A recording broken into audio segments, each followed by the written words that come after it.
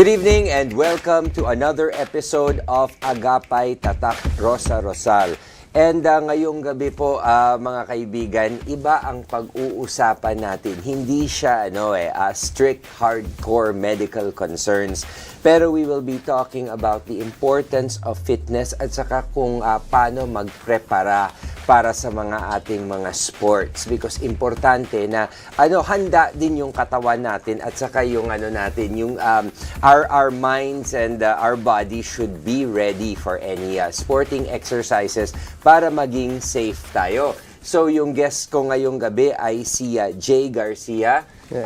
Good evening. Siya ay isang registered nurse and certified fitness coach. Jay, thank you very much for joining us. Thank you for having me here. Okay. Jay, maraming mga bagong sports na lumalabas, no? Sa totoo lang, yung mga iba hindi ko pa nga alam totally, like itong high rocks, pickleball, mga bago ito. Ano itong mga trends ngayon in exercise and in sports? Okay, so to give you a brief background kung paano siya nagsimula. Itong mga sports na to, first of all, matagal na siya sa market, sa fitness industry. Nagkaroon lang ng resurgence, especially after pandemic. Kasi 'di ba nung pandemic medyo na-isolate yung mga tao sa bahay lang. So, nung after pandemic, nagkaroon ng resurgence sa mga social activities or social sports. So, kung mapapansin mo, itong mga sports na to, yung mga pickleball, paddle, tennis, lahat to is outdoor activities. High rocks, ganun din. So, although high rocks is ginagawa siya sa parang warehouse type of facility, pero more of social din siya kasi marami kayo na gumagawa ng exercise at the same time. Okay, so para bang dito nag-evolve yung exercise as opposed to syempre nung bata ako, it's soccer, basketball, tennis, whether singles or doubles, swimming. Nandun pa din naman siya, pero ngayon kasi ang tao ngayon is naghahanap na sila ng mas sustainable type of activity. Okay. Pagka sinasabi natin sustainable is you need a smaller space, ganun ba yun, or less time? Not in that sense. Sustainability meaning yung magagawa mo siya for a longer period of time na hindi ka naman sobrang pagod. So more of a social thing. For example, yung sa racket sports, anuhin natin. Ang tennis kasi siya yung pinakamahirap sa mga The most intense actually, sa mga yes. racket sports. Pero nagkaroon ng resurgence yung paddle and pickleball na matagal na naman sa ibang bansa. So itong mga version na to ng racket sports, mas madali siya kasing gawin. Okay. So kahit mga nasa edad 40s, 60s and up ka, tapos wala ka talagang background sa sports, you can do pickleball for example. Okay. So yung mga tao, mas nadodraw sila sa ganitong I activity. see. So kung baga, itong mga new sports na ito, ini-integrate ito into the lifestyle, into your daily lifestyle. Yes. Parang nagiging after work, it's a way to bond also. And you ganon. don't need too much training for it. So Okay. basta you can do the basic, you can walk, you can run, make basic hand and eye coordination ka. You can play pickleball. So basically, it's doing things at your own pace. Yes. Compared to yung parang may mga strict rules, ganon, and Totoo. set na right. Okay. So more of para siyang play sports eh. So ngayon kasi 'di ba mas na yung mundo ngayon, mas fast-paced na siya. So parang kailangan natin tandaan ng exercise is another stressor. It's a physical stressor actually. So when you do it, when you overdo it, so hindi rin siya maganda sa katawan. So ang mga tao ngayon nahanap na nila yung ano ba yung pwede kong gawin bukas ulit or the next day. Okay, sige. So yung yun nga ang ibig mong sabihin, sustainable. Yes. If you want to do it 5 days a week, it's not going to hurt you so much that you cannot go to work the following Yes, day. that's true, that's true. Okay, pero even if these are, sabihin na natin, less intense, meron din mga preparations ito, di ba? And how important is it to prep your mind and your body for doing sports? Para iwas injury, di ba? Because when you say sports, yung ano niyan, the other part of the sentence is injury eh. And injury has a lot of downtime.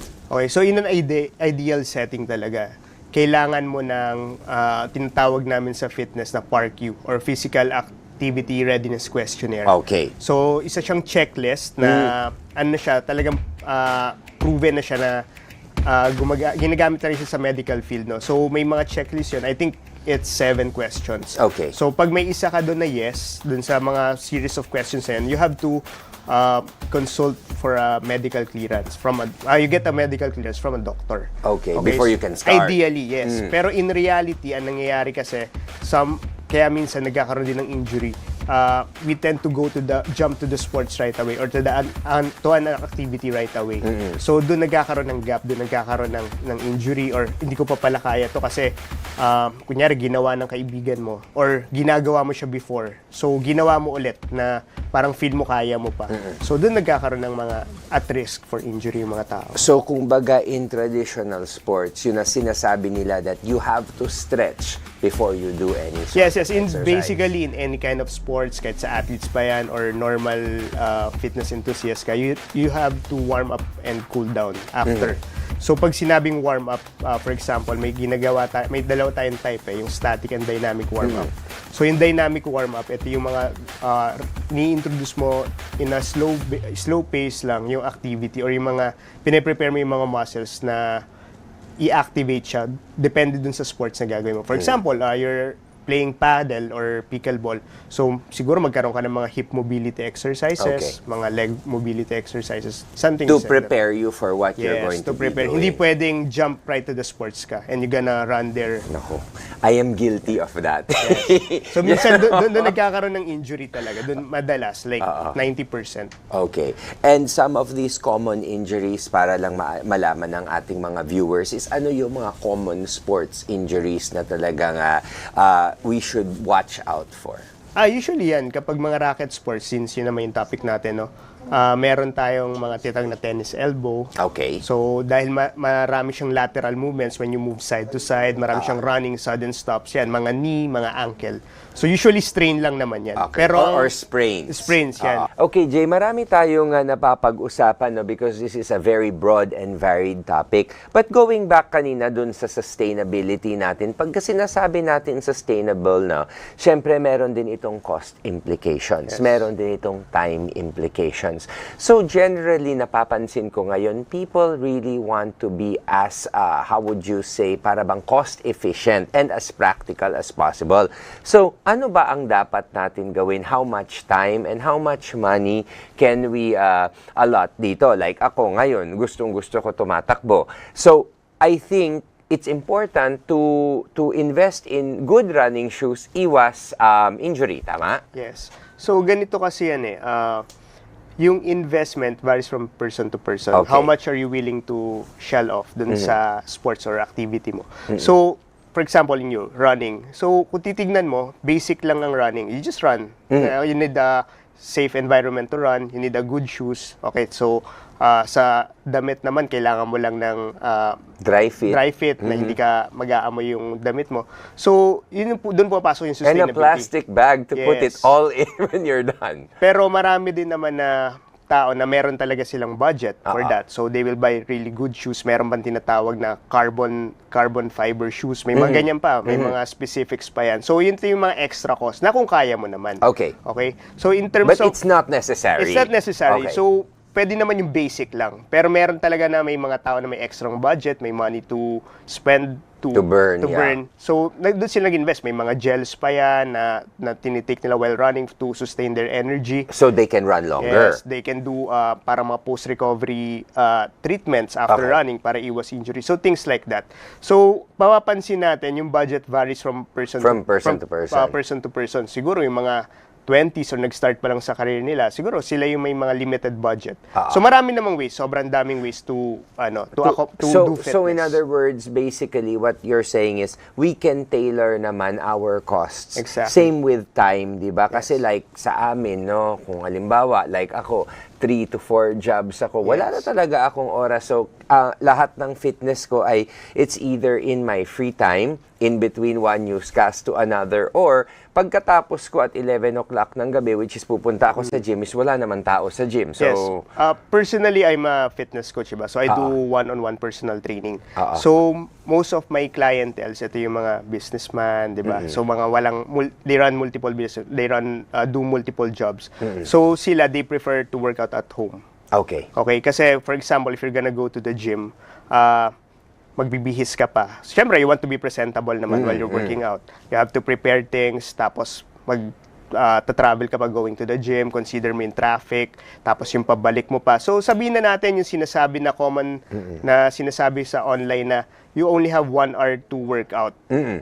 Pwede, pero depende sa setting. Kasi kung sa gym siya, for example, kung mas malayo pa, sabihin na natin it will take 4 or 5 hours of your time. Right. Parang travel mo doon, lahat. And you also have to consider because a gym is a shared space. Yes. So may gumagamit ng barbell or nung machine Yes. na gusto mong gamitin, maghihintay ka pa. Yes, it's So you more- have to factor that in. Exactly. And it's more of preference din kasi may mga profile ng tao na parang gusto nila, ayaw nila na maraming tao. Okay. Medyo introvert sila or medyo may fear sila sa yung ma-judge sila when they magkamali sila sa workout. So maraming ganun, things like that. So for me as a fitness coach, ang may advice ko sa mga viewers natin is know your profile kung ano yung kasi maraming type of activities na naman na pwedeng gawin eh. Meron pwedeng nasa YouTube ka lang, you just find a good channel na credible channel to follow. Pwede rin yun, you can do it at home. Kung busy mom ka, you're working juggling 2 jobs, may multiple kids ka, pwede naman sa bahay. Okay. And ito, before we go on, Agap, ito yung question na last na tatanungin ko muna now because syempre, people don't necessarily know what is best for them. Most of the time, ang mga fitness programs or ginagawa ng tao is influence ng mga kaibigan. Sinasabi, uy, magaling ito, or dito ka papayat, ganon. Ano ba dapat talaga? Your fitness program also has to, kumbaga, jive with your own personal goals. Tama? Do you want to lose weight? Gusto mo bang magpalaki? Gusto mo bang maging triathlete? These are all, and the fitness regimen varies depending on what your personal goals are. Tama? Yeah, it depends on your starting point. Kasi meron dyan yung mga matagal naman na sila may physical activity. Meron naman yung never in their lives na nag-workout or kahit gumalaw man lang. So, we have different starting points. So, ang may papayo ko is know kung sino yung fina-follow mo. Like Okay. for example, if you follow a certain person or in social media, make sure na credible talaga siya. Okay. Check the credentials, kung worth it ba siya pakinggan or i-take yung advice niya. Kasi nowadays sa social media, hindi mo na makokontrol. Totoo, you Yes. don't even know what's legit and what's not. Yes, exactly. Meron dyan. Especially hype with lang. AI. Exactly. Hindi mo na alam kung AI lang ba sila or ano. Ah. So, kailangan mong gawin yung part mo as a consumer. So, talagang magkaroon ka ng thorough research about what you consume. Okay, sige. So, basically, when we come back, we will be talking about the parameters and the safety in designing effective fitness programs depending kung ano yun talagang gusto ninyo when we come back. So, sa pagbabalik ng Agapay Tatak Rosa Rosal, marami pa kaming pag-uusapan. So, don't go away. We will be right back after these short messages.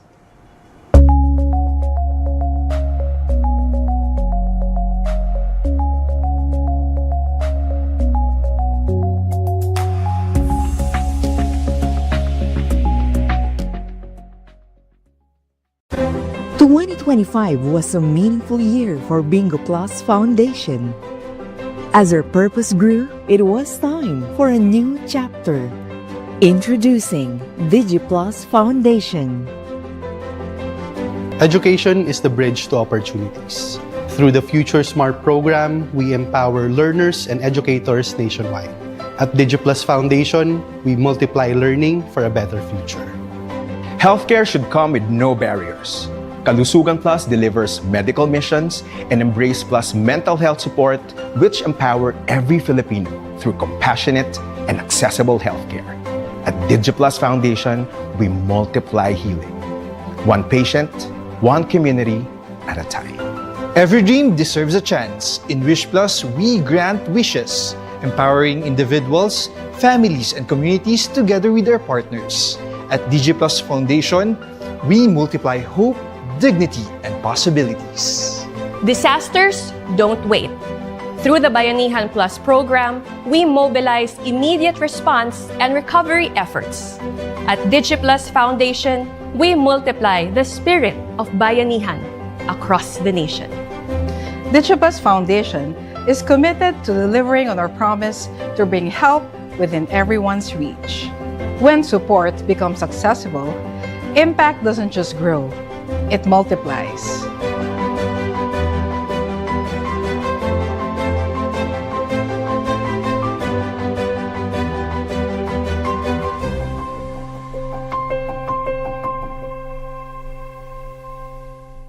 Madaling pa ba mag-cash in sa Bingo Plus?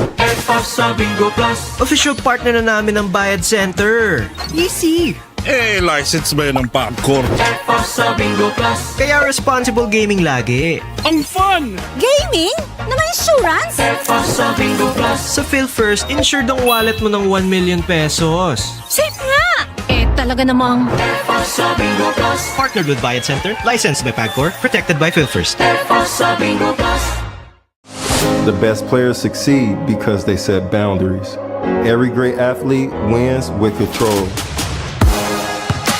Always have a game plan.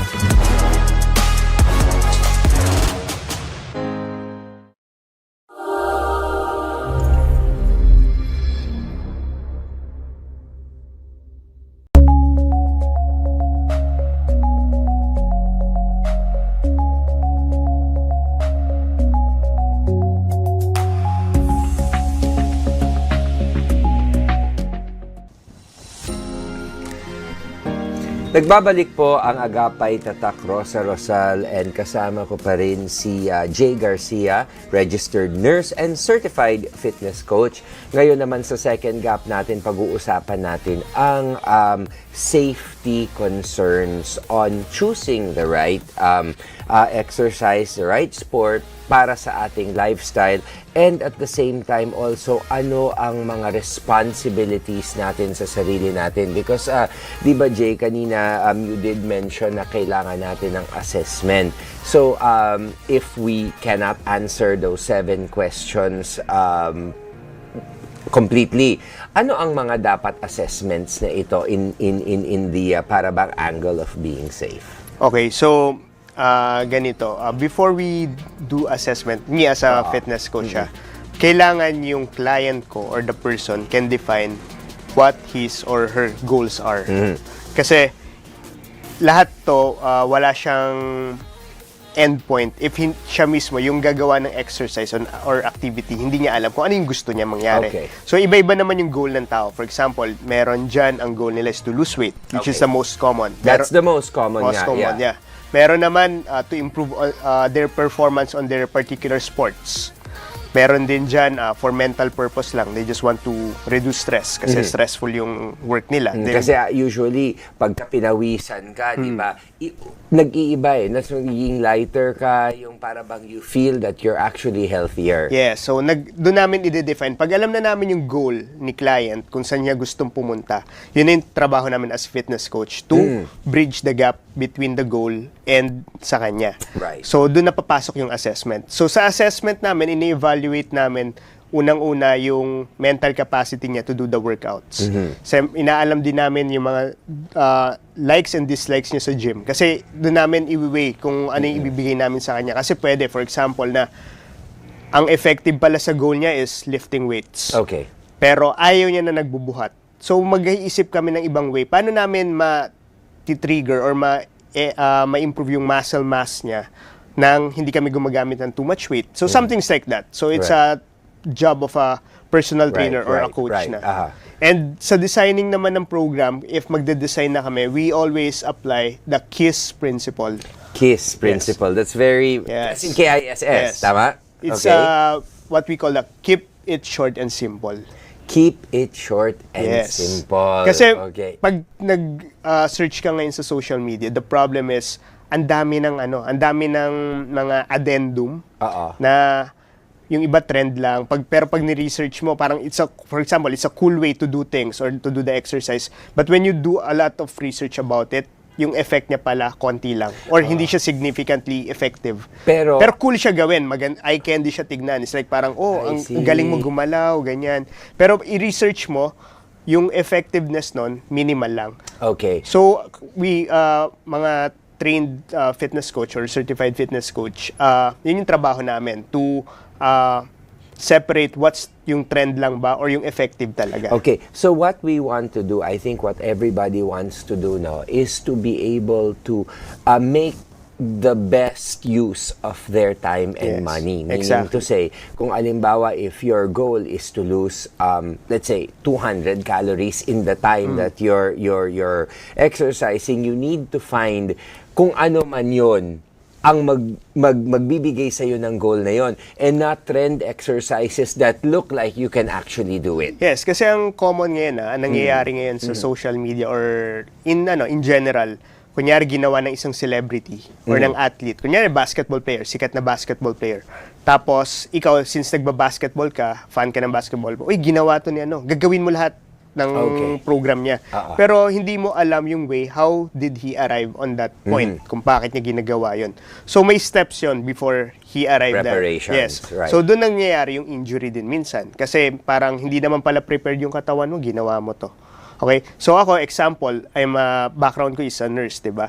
So ako, kapag mga weight loss programs yan, I always advise them to get medical clearance from the doctor.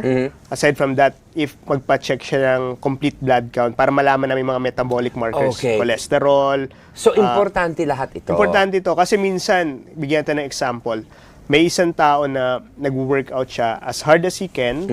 Sabihin natin, 4-5 times siya nag-workout in a gym, intense, or ginagawa niya na lahat ng diet. Yung pala, ang problem niya is hormone.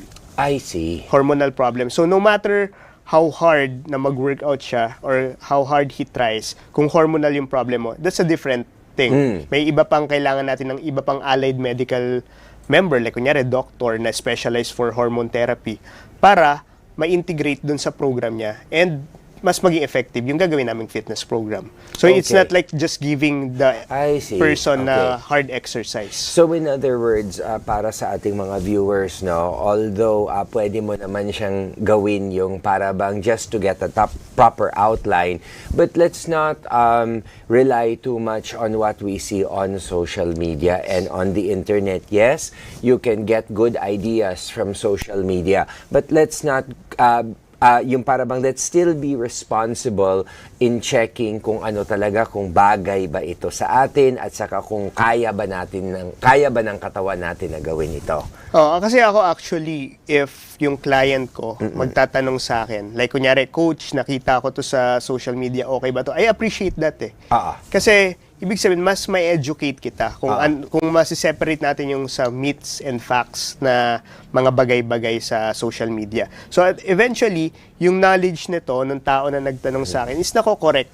Right. So pag kinuwento niya yan sa mga kaibigan niya, sabi ng coach ko, ganito daw, ganyan. So nakakapag-disseminate ka ng information na talagang credible, na may study. Okay. So mas magiging safe yung fitness community if we do that. Okay, pero Coach Jay, napansin ko, no, ang tao is very dependent ngayon on the internet. As a matter of fact, mas napapansin ko nga yung mga dating naghihingi ng advice sa eksperto na directly, medyo ang evolution ngayon is they just go to ChatGPT or some other artificial intelligence applications to ask these things.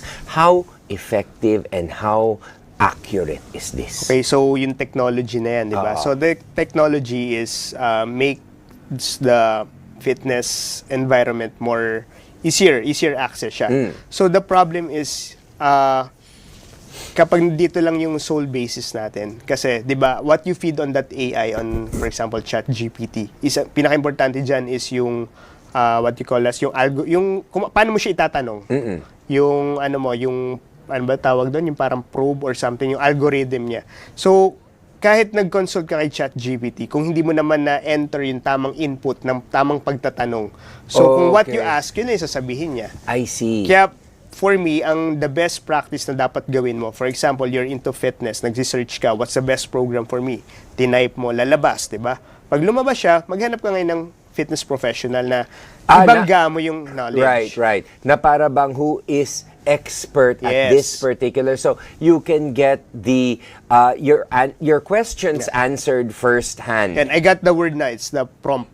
Yung prompt niya. So ibig sabihin, baka may nakalimutan kang data na kailangan mo palang ilagay yun para mas maging accurate yung sasabihin niya sa'yo. Okay. So ang papaliwanag na nun is yung expert on that field na nakalimutan mo ilagay dito, for example, diabetic ka pala.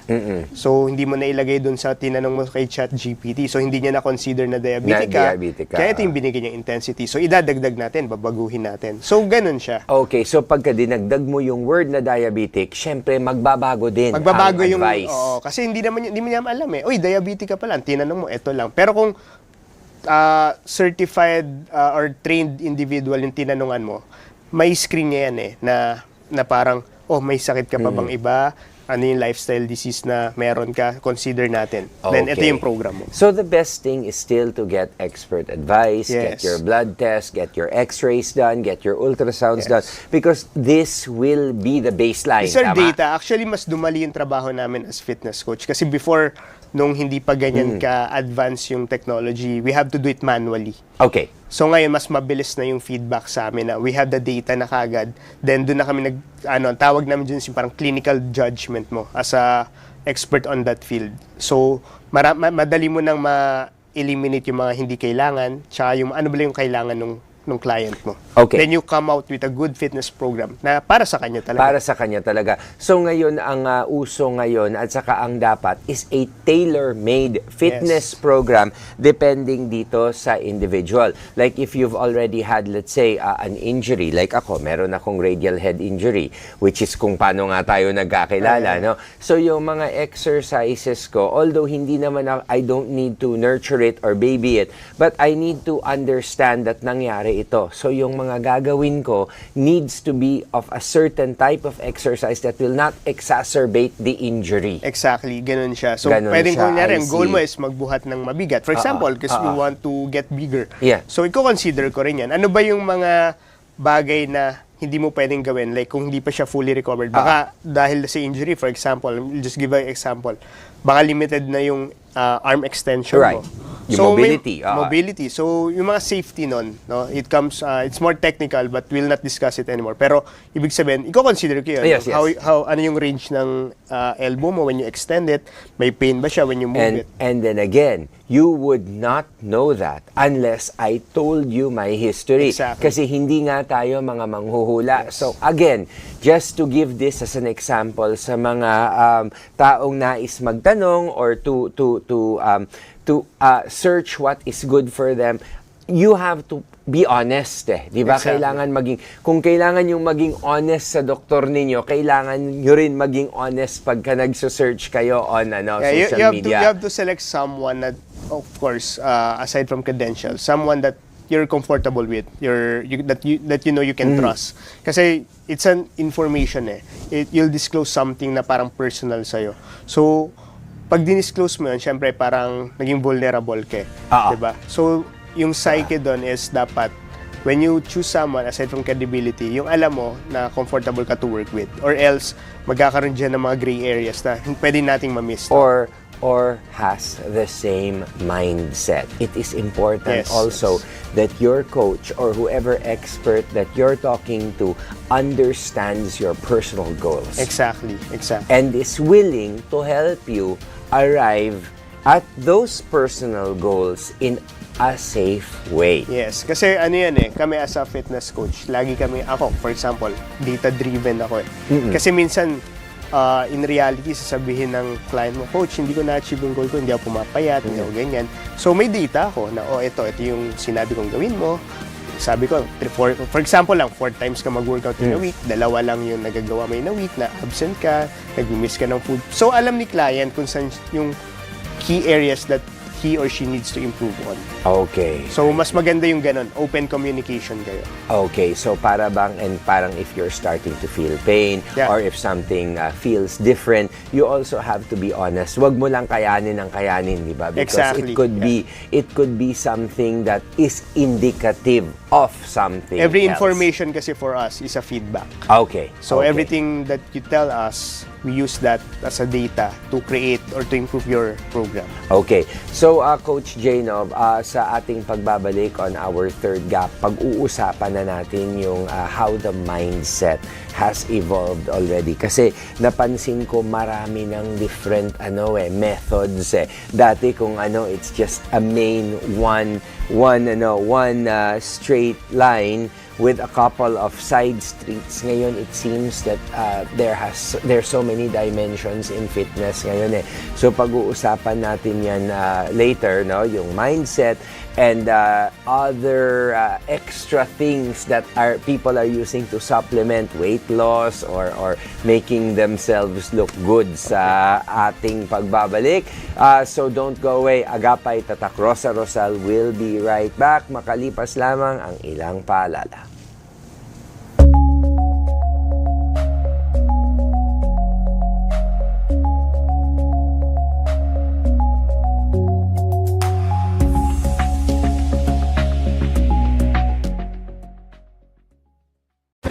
The 2025 was a meaningful year for Bingo Plus Foundation. As our purpose grew, it was time for a new chapter. Introducing DigiPlus Foundation. Education is the bridge to opportunities. Through the Future Smart program, we empower learners and educators nationwide.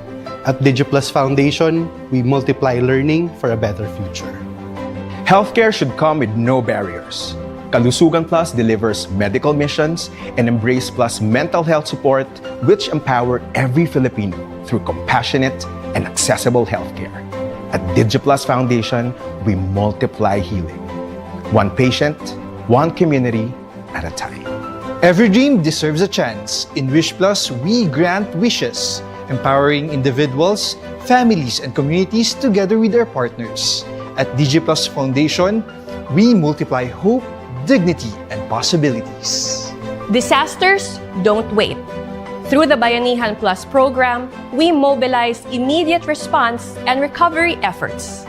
At DigiPlus Foundation, we multiply the spirit of Bayanihan across the nation. DigiPlus Foundation is committed to delivering on our promise to bring help within everyone's reach. When support becomes accessible, impact doesn't just grow, it multiplies.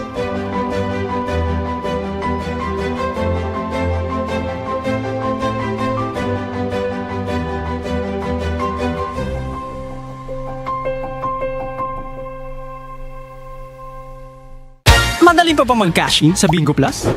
Sa Bingo Plus. Official partner na namin ng Bayad Center. Easy! License ba yan ng Pangkor? Sa Bingo Plus. Kaya responsible gaming lagi. Ang fun! Gaming? Na may insurance? Sa Bingo Plus. Sa PhilFirst, insured ang wallet mo ng 1 million pesos. Safe nga! Talaga namang... Sa Bingo Plus. Partnered with Bayad Center, licensed by PAGCOR, protected by PhilFirst. Sa Bingo Plus. The best players succeed because they set boundaries. Every great athlete wins with control. Always have a game plan.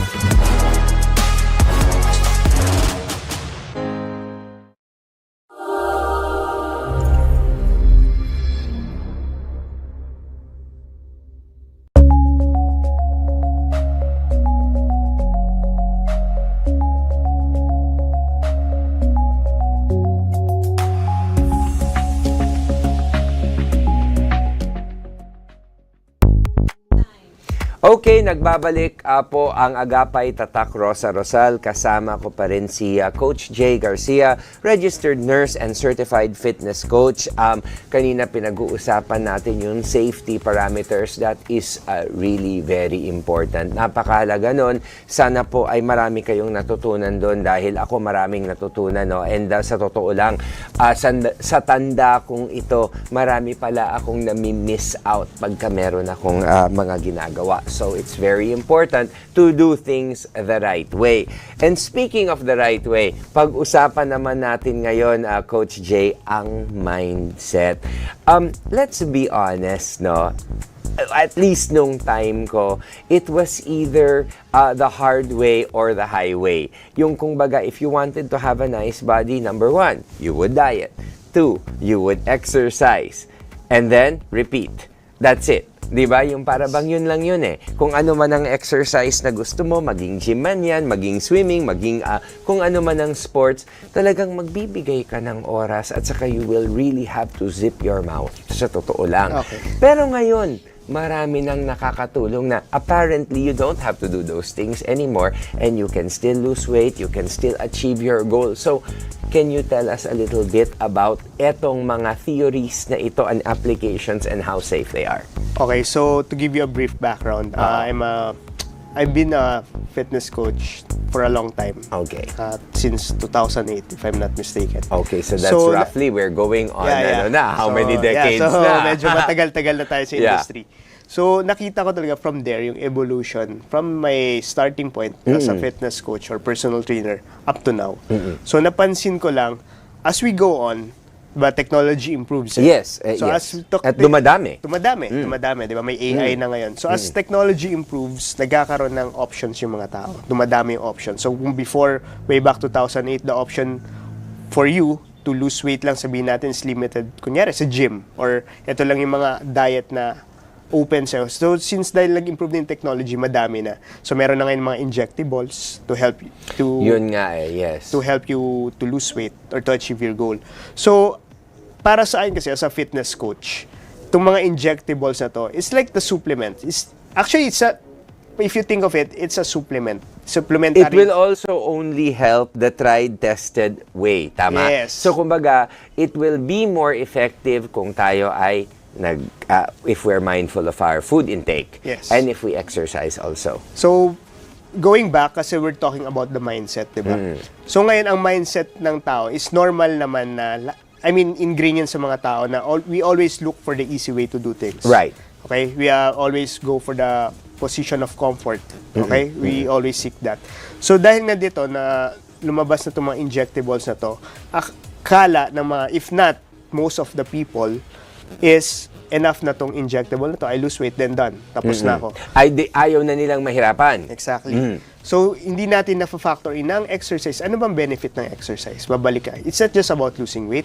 It's about strengthening your bones, making your muscle mass more active or more sufficient para hindi ka natutumba when you walk when sa older age mo. Kasi what moves the bone, it's your muscle. Yes. So yung bone density mo, it also affects by the exercise.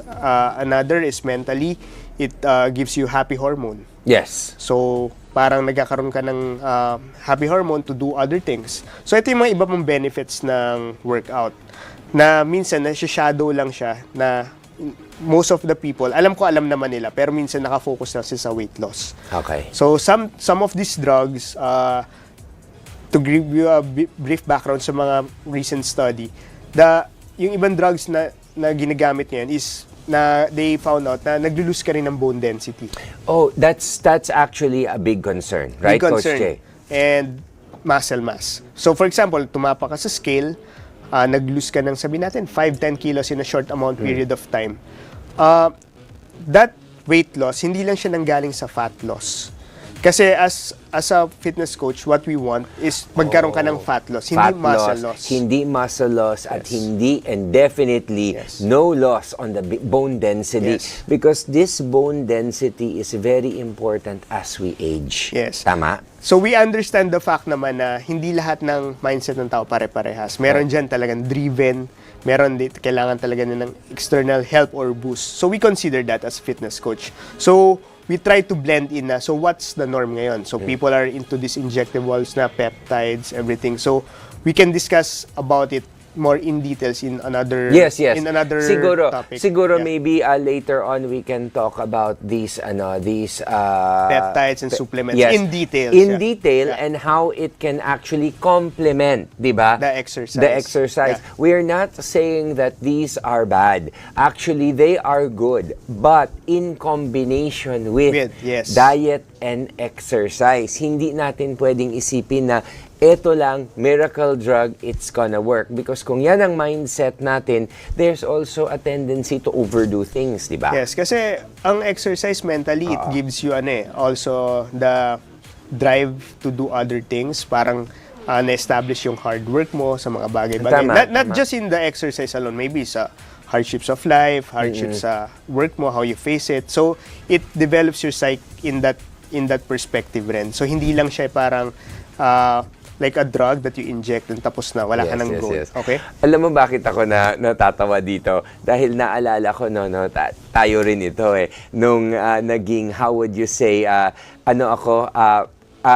naging addict ako sa pagbaboxing dahil through boxing, yun, para bang you're able to let out a lot of your pent-up energy. And after boxing, you actually feel good. You feel good, yeah. So it's a stress reliever. Yes. So yung sinasabi ko kanina na iba-iba yung goals ng tao. Tama. It's not just weight loss. Okay? So ngayon, in modern times, we try to accommodate that technology or that technique na yung client ko may injectables. So what we do?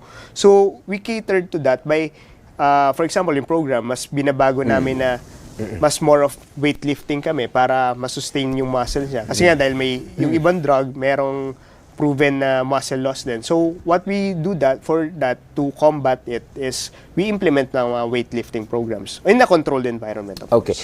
Pero how para bang many people because of this thing yung para bang that they're just depending on these injectables or this quick fix nga, how influential is word of mouth ngayon dito? Kasi napapansin ko talaga, maraming nagbibigay ng, ito lang ang kailangan mong gawin, ganun. So kahit na maganda na yung mindset mo, parang nababaling dahil sa advice ng iba. So kasi ganito yan meron tayong tinatawag na yung hype culture.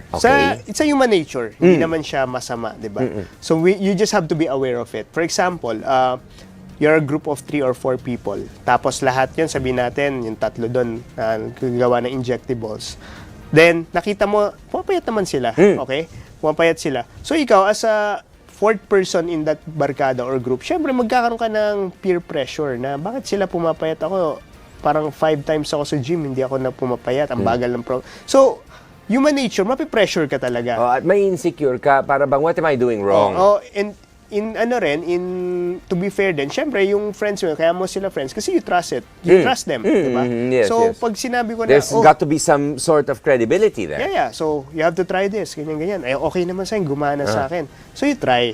So, minsan, yun yung danger. Kasi minsan, what's effective on other people is not effective Yes, on you. tama yan. And Okay. just the same with advice. Kaya nga ako, I'm really careful with giving advice because the advice that worked in my life based on my personal experiences, it may not be the best advice for somebody else kasi iba ang pinagdadaanan nila. Exactly. Kaya dapat anything in healthcare, dapat I believe na it should be your personal choice. Even if you consult, for example, a doctor or fitness coach, if hindi ka satisfied sa explanation, you do a second Ask further. opinion. Yes, Yeah. yes. With a doctor, they diagnose you, you still need to do a second opinion just to make sure.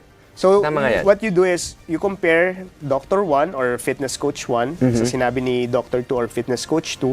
You gather all the data, lahat ng sinabi niya based dun sa tinanong mo. Then you select, then you make an decision based on it. So, ito tawag na informed judgment or informed And also consent. based on your particular situation because not all of the advices would apply. Yes, exactly. Kaya kami din, of course, exercise has risk also. Hindi Right. naman siya like bulletproof na gumagana talaga like 100%. So, may risk of injury. Even nga maglakad ka minsan, That's true. matatapilo ka. Actually nga, sabi nga nila, if you're worried about risks, you will really, even going to the bathroom and showering, that's a risk. You just need to take calculated risks. Yes, tama? exactly. Kaya kami ang rule namin as a coach is to provide an environment, a controlled environment for safety. Kasi yung exercise alone is may risk na yan. Okay? So pag hindi mo control yung environment, don't do the exercise. So what do I mean? For Yes. example, if I handle an elderly person, just for example, I'll clear the things na, kunyari, kung may nakakalat dyan na dumbbell or equipment, syempre I'll clear that. More of space yung kailangan Kasi ko. hindi mo na, iba na yung movement ng Iba na yung elderly. movement, lalo na kung decondition, iba na yung gait cycle, maliliit na yung gait, yung Oo, steps. minsan nga, nagsaslide na Yes. lang ang mga paa eh. Iba na yung center of gravity nila. So, isipin mo if may mga clutter dyan. So, that's risk. So, as a coach, you can control that. You can... Even reflexes in an elderly person is not the same. So, that's also something we need to consider. Exactly. Or if you do kunyari, sabihin natin mga bootcamp style ng workout outside in the environment. So, because you want to establish something, you want to establish more intense strength, more intense yung para bang resilience, ganyan. You also have to try to see kung ano ba yon, if the advantages outweigh the risks. Tama? Exactly. Tama yun. eh. Tsaka kung lagi mong tatanungin kasi as a fitness coach, ano yung maging what's the upside of it? Yes. Ano yung benefit nito? Even if I achieve it, is the benefits really all that great? Outweighs the risk. Yeah, exactly. Kasi, for example, nature, hindi mo makokontrol yan. You train in a mountain, you train in the shoreline, in the cliffs, or whatever, training that you want to do. Hindi mo control nature yan. Unpredictable yan. So, what you can do to... And it's also unfamiliar Because bukod sa hindi mo nga alam, nature yan, hindi mo rin alam yung terrain dahil hindi mo nga siya gamay, di ba? I'll give you an example. Kunyari, triathlon event. Okay. So, it's a swim, bike, run. So, it's in nature. They ride the bike in the mountains or up hills. They swim in an open water. So, yan, before you come up with that event, lahat yan nakasecure na meron na yung standby medics, lahat yan may mga risk assessment na yan, kailangan nila i-disclose kung may sakit ba sila existing, they can swim at least, di ba? So, lahat yan controlled na. Pero minsan, papansinin mo kapag may triathlon event, kapag extreme na yung weather, kasi weather sometimes is unpredictable, di ba? Because of climate change and a whole bunch of other They things. cancel the event. Even on the same day of the event. Seriously? Yeah, in triathlon. Okay. Yeah. Ano yung nagiging implications nito? What do you mean implications? Like, for example, may cost implications yan for the organizer also, but still, it doesn't but matter. If it's a safety thing, safety. still. You cancel it if it's a safety thing. Okay. So, in other words, safety will always take priority and precedence over anything It's still a else. business, but I think it's naka-factor in na yan sa price na kapag what if this happens, this thing canceled, paano tayo makabawi or they can reschedule it. Pero the thing is, if it's done outside or in You nature, need to factor you have safety. to respect nature. Yes. Okay. At saka syempre marami din tayong mga participants. Hindi natin kontrolado kung ano yung gagawin nitong participants na ito. So kailangan we have to think para sa kabuuan. Yeah, and no matter how of a good coach you are, Yeah. laging merong things that you cannot control. Tama. And also if you perform duties beyond your expertise, doon nagkakaproblema. Kaya nga pag sinabi na it's a team. So meron kang, kunyari, nutritionist, I cannot do overboard na pakialaman ko yung nutrition ng client ko or ano. Kasi may nutritionist for that. Right, That's right. his or her expertise. Everybody has their own role. Yes. And on that, meron ka bang before we close, ano ang personal and professional advice mo sa kada individual na kung nais pumasok into a fitness program for whatever goals they have, but chances are it's weight loss. Let's Okay. angle 70-30 to everything So else. my advice for you guys is always have the information at your hands, Get an expert opinion advice on everything that you do. Then dun ka gagawa ng decision mo. Kasi exercise is a good and fun way to do, but delikado rin siya if not done properly. If not done properly. So, with that being said, sa mga meron iba pang katanungan, saan kanila pwedeng kontakin para mas personal yung yung pag-uusapan ninyo? You can message me on Instagram. My handle is @CoachJWellness. So, minsan baka late lang makasagot kasi it's busy, but definitely I'll reply. You will reply. Okay. So, thank you. Itong si Coach J, matagal na kaming magkakilala. At saka, he is the one who is responsible para sa pagbalik ng aking injury. Naku, kung nakita nyo ito, parang spaghetti ito noon nangyari yung injury ko. But then, at least, it's back. So, thank you very much. Thank you. I'd like to give this time to say thank you sa lahat ng ganon. So, once again, My pleasure. for this episode ng Agapay, si Coach Jay Garcia, registered nurse and certified fitness coach. Thank you for sharing your expertise with us and our viewers and also to me. So maraming salamat. Until next episode, keep safe everyone. Thank you very much.